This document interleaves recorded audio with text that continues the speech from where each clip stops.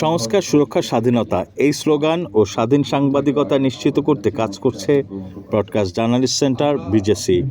21 December সকালে সেগুনবাগিচায় আন্তর্জাতিক মাতৃভাষা ইনস্টিটিউটের অডিটোরিয়ামে বিজেসির পঞ্চম সম্প্রচার সম্মেলনে আহ্বায়ক ফাহিম আহমেদ বলেন, বিগত কর্তৃত্ববাদী আওয়ামী সরকার আমলে গণমাধ্যমকে নিয়ন্ত্রণ করা হতো, অনেক সাংবাদিককে তখন গ্রেফতার হতে হয়েছে।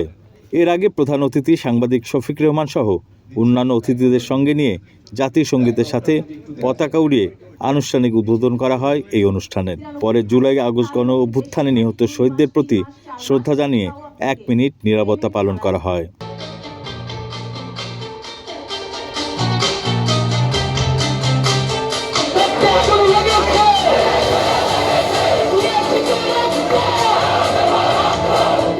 সম্মেলনে বিশেষ অতিথি হিসেবে ছিলেন গণমাধ্যম সংস্কার কমিশনের প্রধান কামাল আহমেদ।